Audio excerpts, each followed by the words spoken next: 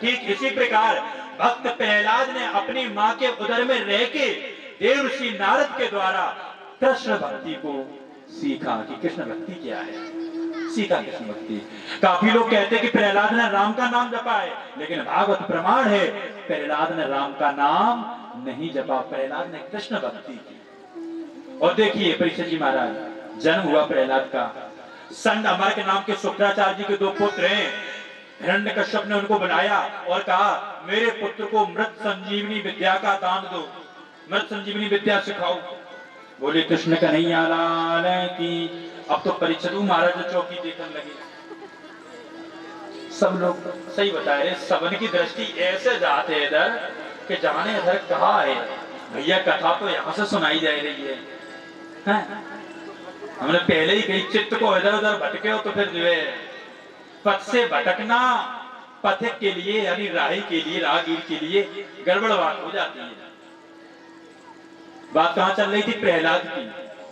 प्रहलाद को अपने गुरुपुत्रों को दे दिया कि इसको मृत संजीवनी की विद्या का दान दो। क्यों? क्योंकि देवताओं के साथ युद्ध होता है ना, तो देवता तो अमृत पीते हैं ना, वो मरते ही नहीं है, हम लोग मर जाते हैं।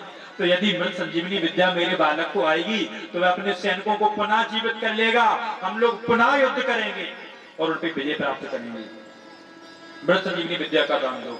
लेकिन प्रहलाद के मन में तो श्याम बसे हुए हैं, मेरा कोई ना सहारा बिन तेरे, घनश्याम संवरिया मेरे, मेरा कोई ना सहारा बिन तेरे, घनश्याम संवरिया मेरे, हो मेरा कोई ना सहारा बिन तेरे, घनश्याम संवरिया मेरे, मेरा कोई ना सहारा बिन तेरे, गोपाल संवरिया मेरे, गोपाल संवरिया मेरे, गोपाल संवरिया मेरे, ओ नंदलाल संवरिया मेरे,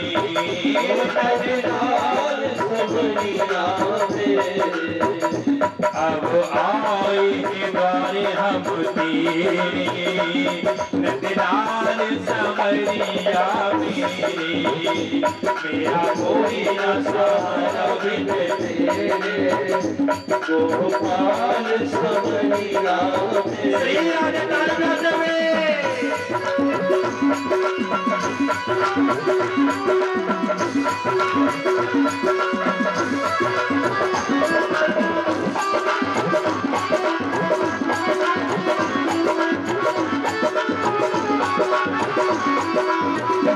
प्रभु तुम्हें हो अंतर्यामी, प्रभु तुम्हें हो अंतर्यामी, ओ दाता तुम्हें हो अंतर्यामी, दाता हो अंतर्यामी, हो घटी घटी की तुम स्वामी, हो घटी घटी के तुम स्वामी, अब आए हैं द्वारे अब तेरे, भक्त आए हैं द्वारे अब तेरे, नंदलाल संवरिया मेरे, अब आए हैं द्वारे अब तेरे, नंदलाल संवरिया मेरे, ओ नंदलाल संवरिया मेरे, नंदलाल संवरिया मेरे, ओ गोपाल संवरिया मेरे, गोपाल संवरिया मेरे, स्वामी दूरी करो अब अंधेरे, नंदलाल संवरिया मेरे, कोई ना सहारा बिन तेरे, गोपाल संवरिया मेरे। बोले कृष्ण कन्हैया लाल की। मन में कौन बसा हुआ है? प्रहलाद के मन में कौन बसा हुआ है? कन्हैया, कृष्ण भक्ति। प्रभु मेरे मन में तो आप हो, आज क्या होता है, हिरण्यकश्यप ने अपने पुत्र को बुलाया, देखे मेरे लाला ने क्या क्या सीखा। जैसे जो मास्टर साहब है ना, अवधेश मास्टर साहब, जो अपने जमे के बच्चा छोटे छोटे हुए हैं ना, अब जे कहाँ पढ़े हमें तो नहीं पता, अपने ही स्कूल में पढ़े कि दूसरे में पढ़े, हमने अपने में पढ़े, अपने में पढ़े। सही बात है, फीस को रिव्यू नहीं देने पड़े हुए हैं, कितनी अच्छी बात।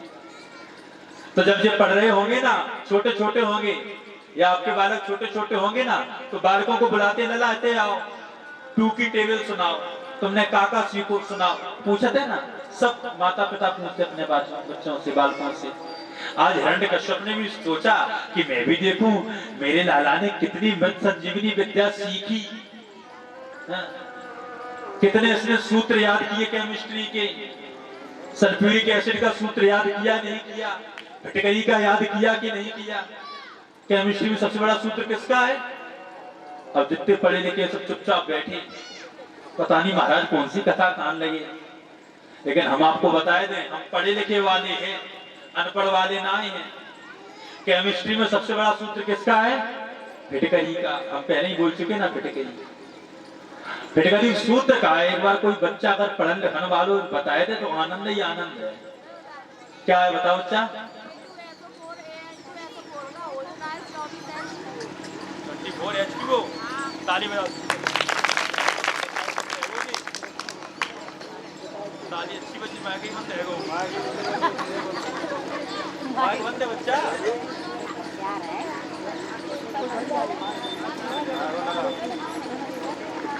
हेलो हेलो, बोली कृष्ण कन्हैया लाल की, ताली बजाओ एक बार दोबारा। कितनी बढ़िया बात, सही बता रहे। करीब जो है 10-15 साल हुई कथा कहा, जा कहो से पूछो पंडाल में कहो नहीं बताए, एक बिटिया ने बताओ। बहुत बढ़िया, प्रभु से प्रार्थना करते हैं भाई हमें ये लगा था कि माँ साहब वास्तव में अच्छी पढ़ाई करा थी, सब बच्चे अच्छे पढ़े। K2SO4 L2SO4 का होल ट्वाइस 24 H2O, फिटकरी का सूत्र सबसे बड़ा बताया जाता है। हम लोग अपने बच्चों से पूछते हैं, तो आज हिरण्यकश्यप ने भी पूछा कि हम अपने बच्चा से पूछे जाने कितनों सीखो। अब्बा ने 2 को पढ़ा तो पूछो नहीं, न 4 को पढ़ा पूछो, न केमिस्ट्री के सूत्र पूछे, न फिजिक्स के पूछे, है ना। उसने पूछा कि अपने पुत्र मृत संजीवनी विद्या में कौन कौन से चरण सीखे, कौन कौन से श्लोक सीखे, बेटा मेरे को बताओ। भक्त प्रहलाद अपने पिता की गोद में बैठे हुए हैं, सर से लेके मेरुदंड तक हिरण्यकश्यप ने हाथ फेरा, और इधर प्रहलाद कहने लगे पिताजी परमात्मा की भक्ति 9 प्रकार से की जाती है, श्रवणम कीर्तनम अर्चनम वंदनम विष्णु शाध्यो आत्म निवेदनम। पिताजी किसी भी प्रकार की भक्ति कर लो, परमात्मा की भक्ति 9 प्रकार की भक्ति है। कितने प्रकार की परीक्षित महाराज? 9 प्रकार की। आप ये जो कथा सुन रहे हैं ना, ये भी एक भक्ति है। श्रवणम, हम लोग जब कीर्तन करते हैं ना ताली बजा बजा के, ये भी एक भक्ति है। अर्चनम, आरती करते हैं ना, ये भी एक भक्ति है। साष्टांग प्रणाम करते हैं, ये भी एक भक्ति है। और कभी कभी भजन करते करते नृत्य करने लगते, बधाई डालने लगते हैं, ये भी एक भक्ति है। प्रभु के चरण धुलाते हैं, ये भी नवता भक्ति में एक है। पाद्यो, चरण धुलाना, चरण पखारना, तुलसी दल समर्पित करते, ये भी एक भक्ति। ऐसे 9 प्रकार की भक्ति बताई गई है। पिताजी आप कोई भी भक्ति करने लग जाओ ना, आपकी जीव का कल्याण हो जाएगा। वह श्री हरि इतने कृपालु हैं कि अपने भक्तों पे सदैव कृपा करते हैं। जैसे ही हिरण्यकश्यप ने श्री हरि का नाम सुना, लिया अपने पुत्र प्रहलाद को, वहीं फेंक दिया राज सिंहासन से नीचे, मानो गोविंद ने अपने हाथों में ले लिया। क्यों? जिसकी रक्षा कोई नहीं करता, उसकी रक्षा परमात्मा करता है। और जो व्यक्ति सदैव परमात्मा में आश्रय रखता है, जो व्यक्ति सदैव, जो स्त्री जो पुरुष सदैव परमात्मा में आश्रित रहते हैं, उनका कभी भी अनिष्ट नहीं होता। मैंने कल भी आपको बताया था, श्री कृष्ण चरणाम भोजम स्मरहा दुखम गमष्यति। परमात्मा श्री कृष्ण के चरणों में जो प्रीति रखता है, उसको कभी भी कष्ट नहीं होता। जाओ इसे, अब तो प्रहलाद के साथ न जाने क्या क्या हुआ, आप सभी लोगों ने सुना होगा। हाथी के पैर के नीचे चलवाया गया, नदी में फेंका गया, सांप की कोठरी में डाला गया, लेकिन प्रहलाद केवल और केवल अपने प्रभु में डूबे हुए हैं। प्रभु के सिवा और कुछ नहीं। केवल प्रभु की भक्ति कर रही है। इधर हिरण्यकश्यप को अब लगा कि हो ना हो ये विष्णु की कोई माया हो, भगवान तो वो कहता ही नहीं था, ये विष्णु की कोई ना कोई माया हो जो है मेरे बालक के रूप में इस घर में आया मुझे मारने के लिए। तो क्या करेंगे, इसकी मृत्यु होनी चाहिए, कैसे हो? तो बहुत से उपाय किए। बहन थी उसकी होलिका, ब्रह्मा जी के द्वारा चादर दी गई थी, वह चादर ओढ़ लेती थी तो जलती नहीं थी। आज ऐसे पदार्थ की खोज हमारे वैज्ञानिकों ने कर भी ली है। क्यों? क्योंकि वो सूर्य पे जाना चाहते हैं ना, सूर्य पे जाना चाहते हैं, तो आग की लपटों से बचने वाली चादर उसके पास थी। वह चादर ओढ़ के जब चिता पे बैठती है, हवा का झोंका आता है, चादर होलिका से उठ के प्रहलाद को ढक लेती है। होलिका राधे राधे, होलिका नमो नमः हो गया, और इधर प्रहलाद की फिर रक्षा हुई। लेकिन आज हिरण्यकश्यप ने सोचा कि आज मैं पुत्र मोह त्याग कर अपने हाथों से इसका वध करूंगा, अपने हाथों से करूंगा। अब तो सैनिकों से सब दगाबाज है, किसी पे विश्वास नहीं है, सभी मेरे साथ धोखा कर रहे हैं, मैं इसका वध स्वयं करूंगा। स्वयं वध करने के लिए क्या करता है, एक बड़ा लोहे का पिंड, खंबा, आपकी भाषा बोल रहे बिल्कुल, एक बड़ा लोहे का खंबा उसे अग्नि में तप्त कराता है, अग्नि से तप्त है और खड़ा हुआ है खंबा, जब बड़ी बड़ी जंजीर से बंधा हुआ है, और इधर लंबी सी खड़क लेके हिरण्यकश्यप कह रहा है प्रहलाद से, बता तेरा परमात्मा कहाँ है, कहाँ है तेरा परमात्मा। लेकिन इधर प्रहलाद क्या कह रहे हैं, उनके नेत्रों से अश्रु बह रहे हैं। क्यों? क्योंकि पिता के द्वारा भी मृत्यु होने वाली है ना। अश्रु इसलिए नहीं बह रहे हैं, मैंने भी आपको बताया कि मेरी मृत्यु होगी। यहाँ पे श्री सुखदेव जी कह रहे हैं, हे राजन परीक्षक, यह विचार अपने दिल और दिमाग से बिल्कुल निकाल देना कि तुम्हारी मृत्यु होगी। मृत्यु व्यक्ति की कभी नहीं होती है, मृत्यु इस शरीर की होती है, तुम्हारा जीव तो सदैव अमर है। इसको ना तो कोई मार सकता है, ना तो कोई काट सकता है। नैनम चित्तंत शस्त्राण नैनम दहत पाप का ना चैनम क्लेंत यापो ना शोषयति मारता। इसे कोई ना मार सकता है, ना इसे अग्नि जला सकती है, ना इसे वायु सुखा सकती है, और ना ही जल इसे भिगा सकता है। इसलिए डरो नहीं। प्रहलाद रो इसलिए रहे हैं कि मेरा ये जीवन प्रभु के बगैर जा रहा है, प्रभु के दर्शन के बगैर जा रहा है। और इधर बड़ी हुंकार भर रहा है हिरण्यकश्यप, बता तेरा परमात्मा कहाँ है। उस समय प्रहलाद अपने नेत्र खोलते हैं और नेत्र खोल के उस लोहे के पिंड को देखते हैं जो अग्नि से तप्त है, उस पर छोटा सा कीट रेंग रहा है। और इधर हिरण्यकश्यप ने अपने सैनिकों को आदेश दे दिया, ले जाओ प्रहलाद को इस खंभ से बांध दो।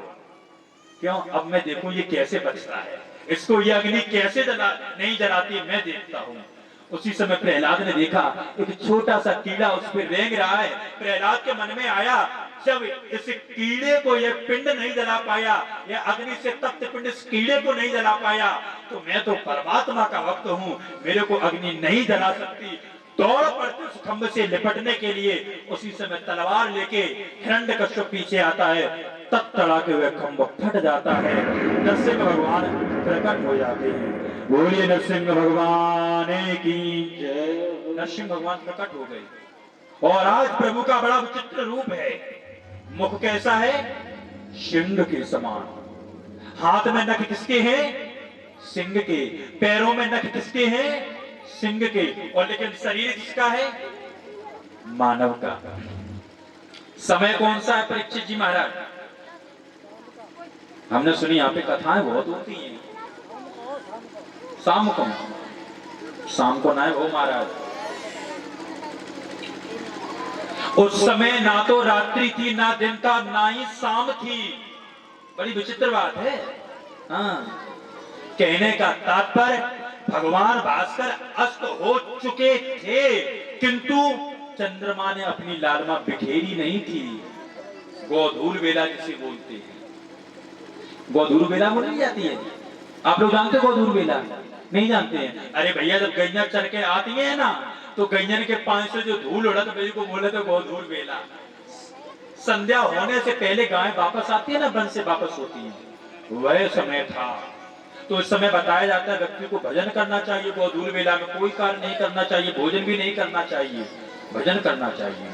आज वही समय है, न दिन है न रात्रि है, अब ना भूमि ना अंबरो। हिरण्यकश्यप को कहां बैठाया? अपनी जांघों पर। आकाशवाणी हो रही है, हिरण्यकश्यपु देख, तूने वरदान मांगा था कि ना तो मेरी मृत्यु मानव करे, तो मानव है? मानव तो है नहीं, कई मुख तो सिंह का है।